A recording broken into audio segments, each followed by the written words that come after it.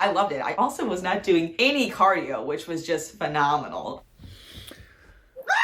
My cardio of choice.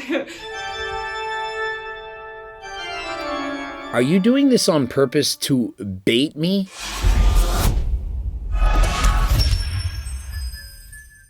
Coach Greg, in today's video, the ugly side of competing. What it's really like to get up on stage, the competition diet, as well as the after. And so for today's video, we're highlighting Nicole Dewey's. I'm going to speak on my entire prep experience. In all honesty, with that being said, I can confidently say that I will never compete in a bodybuilding competition ever again in my life. Starts the video off by saying, I hated it and I'm never going to do it again, despite the fact that she placed very well. I don't know if she won or got the top 3, but she did amazing.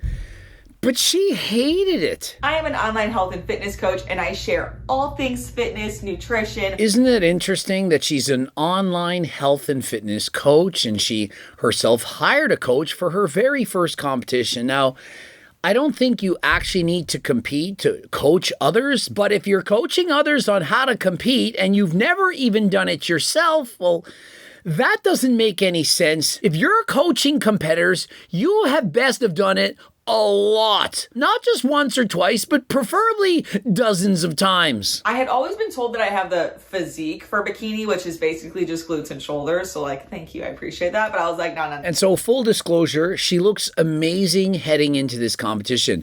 She has 5 years of training, and I do believe she has above average genetics, the wider shoulders, the amazing glutes. And so she was born for this. Well, if she wanted to be good at it. Then the seed was planted, and I finally decided in October of 2022 to hire my coach, Nick Comodina. I had been following him on Instagram since freshman year of college, and I was like, when I finally take that step. And so with 5 years of training under her belt, she decided to hire a coach, and at some point in the future, perhaps in the next year, she was going to compete.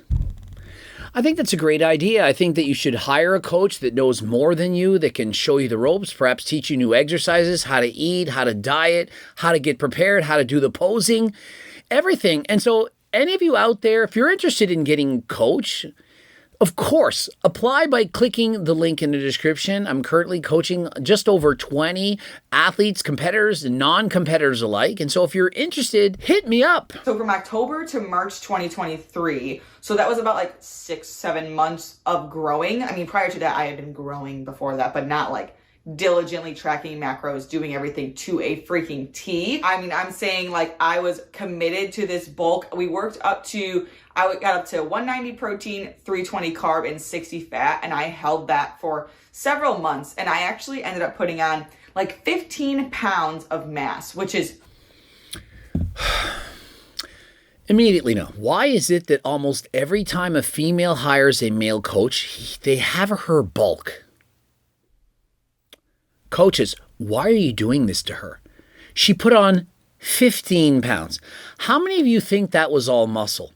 How many of you think that she's not 100% natural? I mean, even with Ajuga Turkistanica, Turk Builder Max, and so on, it's unlikely that a female is going to put on 15 pounds of muscle after having already trained for 5 years in a matter of months. And so if we look at the before and the after, clearly she's added some junk in her trunk. And I'm not talking about muscle. Yeah, let's fatten her up now in the off season. And then later we're going to have to starve her and probably do hours and hours of cardio to make up for a stupid bulk that she didn't need to do. No, why can't people just listen to Coach Greg? Oh, main gain. No, how could I possibly do that? Put on perhaps 2 or 3, maybe 4 pounds during this time and let it be all muscle. Why would we ever do that? Every single frigging time. I committed to the bulk, and dude, I got strong. Like, I was hip thrusting 405 like it was no thing. I was doing RDLs with like 205. Of course you were progressing. You're getting stronger. You're getting fatter. You're eating a lot. And what do you think is going to happen to the bulk of those gains when you diet? And no, let me put it this way. Crash diet and add a ton of cardio. You're going to lose all those gains. I said it. And it's going to happen. Feeling strong, looking strong, just feeling good. And I loved it. I also was not doing any cardio, which was just phenomenal. I mean, you're talking to a guy that promotes cardio more than perhaps any other YouTuber out there.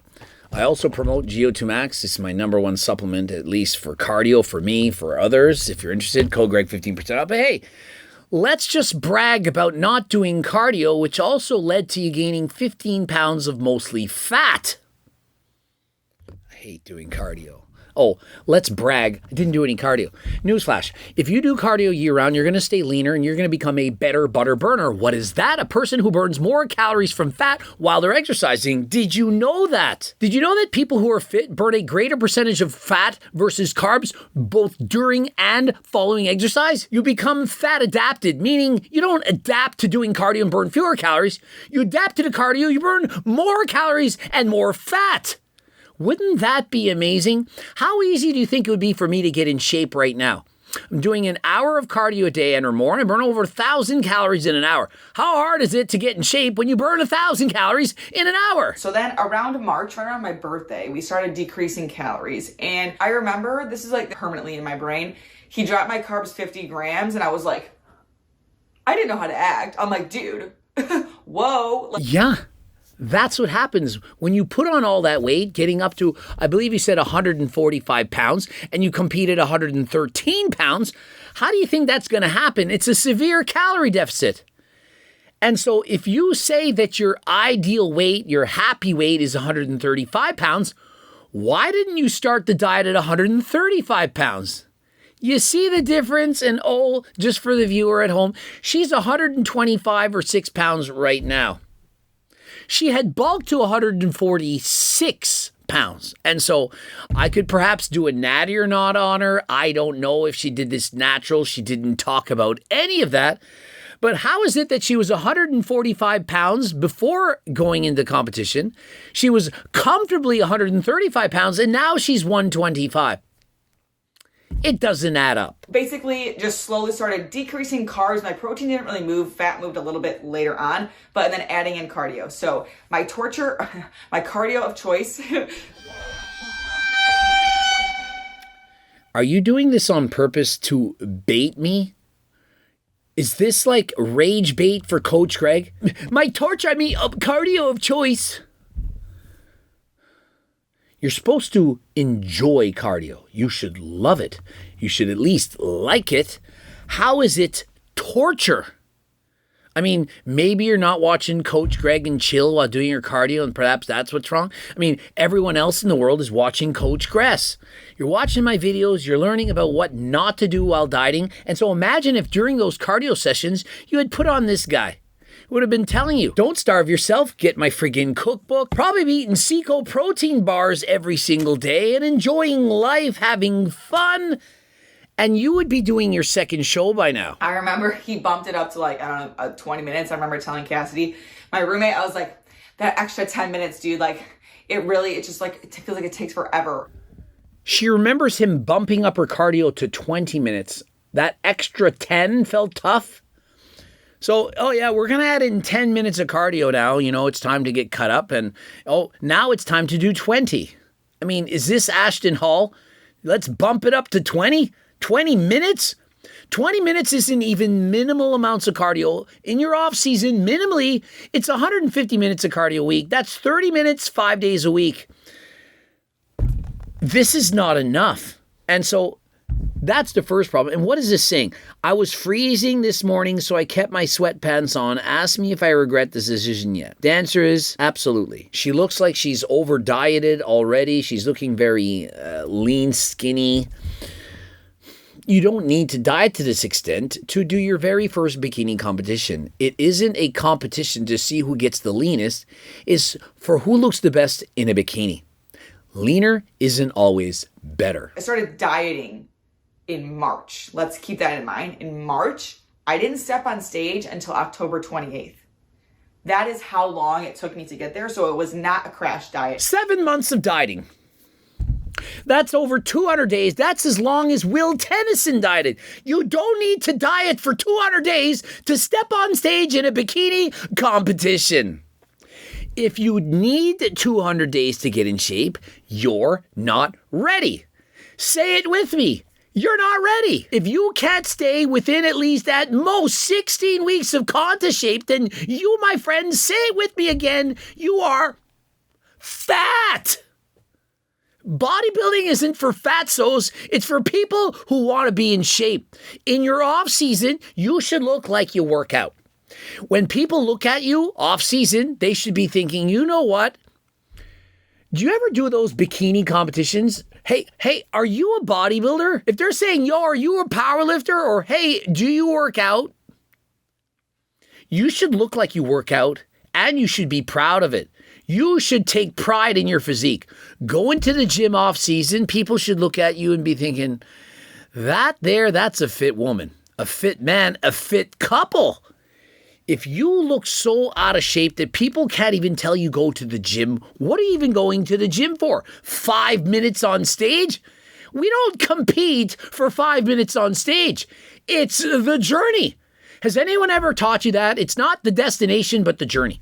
If you can't enjoy the process of getting in shape, getting yourself to the stage, then don't even bother. 5 minutes. So she tortured herself, starved herself, did all kinds of cardio, which she defines as torture, for 7 months for a 5-minute dopamine hit. Hey, just go and find a man and have sexy time. That's a better way to spend your 5 minutes. 7 months of torture for only 5 minutes. Imagine if you all had to go and torture yourself, starve yourself for 7 friggin' months in order to have sexy time for 5 minutes. Yeah, it's a good time, but it isn't worth it. It was slow, sustainable, small changes over time that started to compound, which is what I do with my clients. What she does with her clients, hopefully she doesn't do with them with what was done to her. Sure, perhaps I'm hoping she learned from her mistakes so that she doesn't get her clients to do the same, and I'm hoping her clients don't compete. Things started to get more spicy around May or June. We started doing carb cycling. Why are we cycling carbs? Listen, I cycle on the bike. Montar El Bici. It's a great time. I'm racing on Zwift. Mepstagram's racing on Zwift. We both won this morning. She's fast. She's been riding for about 3 months, and you know why she's fast? Because I'm coaching her. That is why. If you try and you want it bad enough, you can do it. Mepstagram, when I started dating her, she was a runner. She wasn't lifting weights. She was a runner. She got into the gym, she got into the bike, she broke her hand on a bike, she got breast implants, she couldn't train, but now she's on it. She's training harder than last time. She was watching this video with me before this, and she's like, she's complaining about going to the gym 4 hours a day. I wish I could go 4 hours a day, but you make me stop. She wants to be in the gym. She loves the gym. And so if the gym is your happy place, then bodybuilding, bikini, that is a sport for you. But if that's your place of torture, the place that you despise, the place that your coach is making you go to, it ain't it. It ain't for you. And that's fine. You can go a couple times a week, doing whatever, but find something else you're passionate about. I don't care what it is. Ice skating, jogging, swimming, dancing. I don't care, but do something and make sure that you like it. In that time, was it a rash decision? Maybe, but I decided that if I didn't quit my full-time job working remotely for Transamerica on the retirement consolidation team, that I would never be able to fully pursue my online coaching business. And so during this diet, she quits her full-time job to be an online fitness coach while hiring her first coach herself and doing her very first competition. I don't know how old she is, but she said she started lifting in high school and she'd been training for 5 years, so she's perhaps 23 years of age.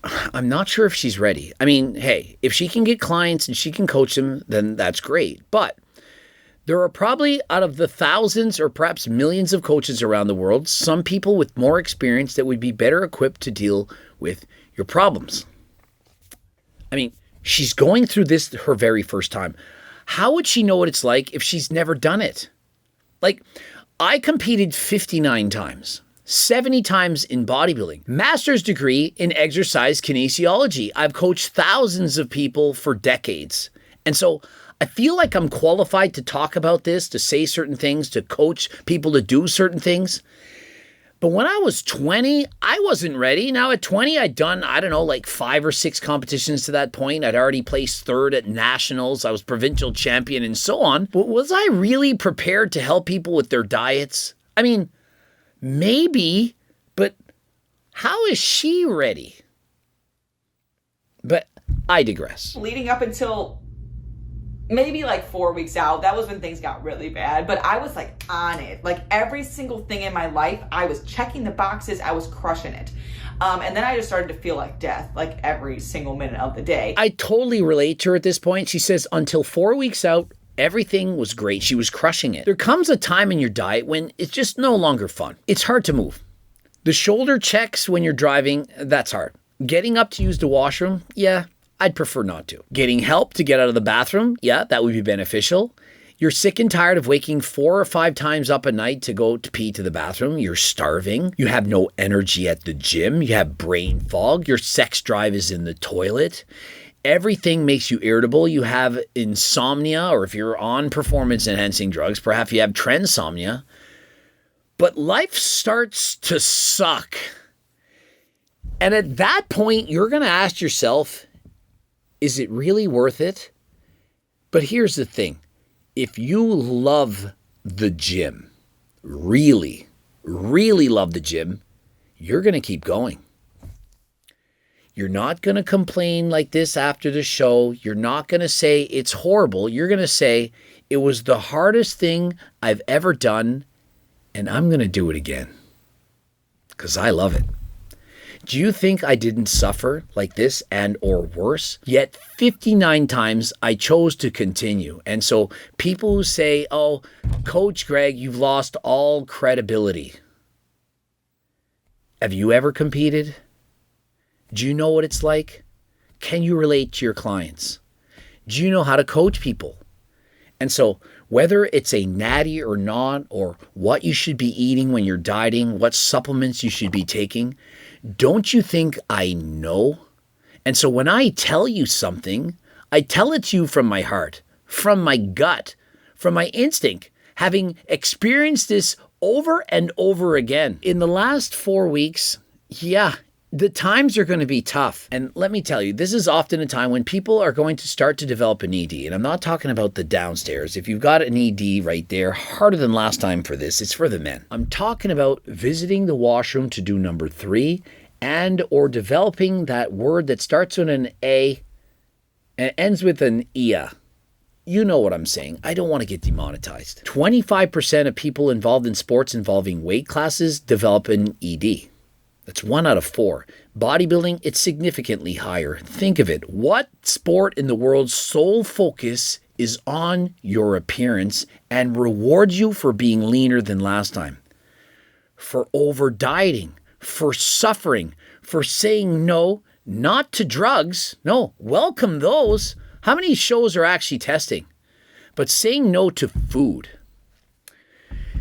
And so please, I caution you, please be careful. Once the show's over, she's going to go into this. You start eating. It can and will become a nightmare. A living, breathing nightmare. You know when you have the flu and your energy is just so low, and to go to the bathroom, just like thinking about getting up to go to the bathroom, you're like, I don't want to do that. That was how I felt. Yep. I've been there. Your testosterone levels also in the toilet. And remember, I've done 42 shows natural. I don't care if you believe me or not. I'm still going to tell you the truth. 42 of those shows I did 100% natural. But even when I was enhanced, I still felt like garbage. The only difference is I was bigger and leaner because I could diet that much harder. With performance-enhancing drugs, I could suffer that much more. Whether you choose to do it natural or enhanced, you're going to suffer. The difference is you're just going to look bigger and better, leaner, harder, but you're also going to potentially be taking years away from your life. Now, if you do want to be healthy, I would suggest you click the link in the description and get your blood work done. Algo RX, very cheap, qualified doctors going to go over your blood work and see, are you doing anything dangerous? Are there things you could do to improve? Do you need enclomiphene? Do you need Cialis? Do you need a GLP-1 like a semaglutide or, for example, terzipatide? These can drastically reduce your appetite and your cravings. Now, I personally never dieted with such things, but I know if I were to do a competition, I absolutely would be using them. Why would I want to suffer with hunger unnecessarily when I can compete, by using these compounds. Now, if you're 100% natural and those risks don't outweigh the rewards, then absolutely don't do it. But if you're a person out there taking Clen or T3 or Adderall or any other ADD medications and you're not taking a GLP, well, I think that's a big mistake, because if you can avoid taking those and take those instead, which to me are far less dangerous, then it's about risk mitigation. There's less dangerous to take the GLP-1s like Ozempic, semaglutide, tirzepatide, even retatrutide, than to take those dangerous fat burners. And let's not even go to taking steroids, because you really think that people taking tren are going to be concerned with the dangers of taking a GLP or tirzepatide? I don't think so. I remember I found out there's a default setting on the treadmill that if after you hit 60 minutes, it turns off. Like it almost makes me sick that I know that.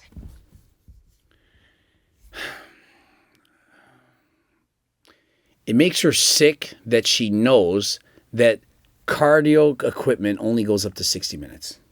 I mean, I'm 49. I knew this when I was perhaps 16 years of age. It makes you sick that you know that cardio equipments are limited at 60 minutes.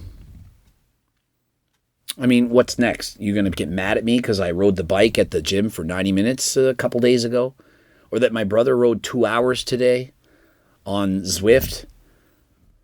Or that the vegan cyclist rode a bike for, 24 hours straight, like 500 miles in a day? Or how about this, that David Goggins runs over 60 hours straight?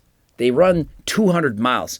And so while we're going to feel so bad for you because you know that the treadmills get locked out at 60 minutes, heavens forbid, you might have had to do more than 60 minutes cardio in one single day. This is just like, I'm glad she's being open and honest and transparent. I hope she accepts the fact that I am doing the exact same thing. But you're talking to a physical education teacher. I taught for 11 years, and to hear somebody complain that they know that the treadmill is locked out at 60 minutes, that is sad. You hated cardio that much. It's unfortunate that you didn't have Coach Greg as your physical education teacher when you were younger. I hopefully would have taught you that this is not a bad thing, that you should enjoy activity, that you should enjoy movement, and the gym is actually fun. If I had the choice between going and watching, F1 movie with Brad Pitt for 2 hours and 35 minutes, or going to the gym for 2 hours and 35 minutes, which do you think I would choose, and which do you think is more fun? And what do you think Mepstagram would choose? And so let that be a lesson to you. Choose the proper partner. If she just wanted to go to the movies or to go to eat out or to do all those kind of things, do you think I would be with her? You choose people that are like you, that add to you, that make you better. And so if you love the gym and that is your passion, find others that do the same. And so if you don't like doing cardio and you don't like dieting, you don't like any of this stuff, then get out of it. Why are you a fitness coach? Why are you helping people to lose weight? If it's so upsetting to you to do cardio, do you really think you're going to program your clients to do cardio? What do you think I do with my clients? Do you think I've ever had my clients do more than 1 hour of cardio a day? I've had them do more than 2. Whatever it takes for some people. Hey, I'm going for my pro card. What do you think? I think you have 0 chance unless you do 20 hours of cardio this week. Do you want to do it or do you not? What do you think they do? If they want it bad enough, they will do it. Oh, let's cancel Coach Greg for encouraging people to do a lot of cardio. Bunch of wuss pussies is what these people are.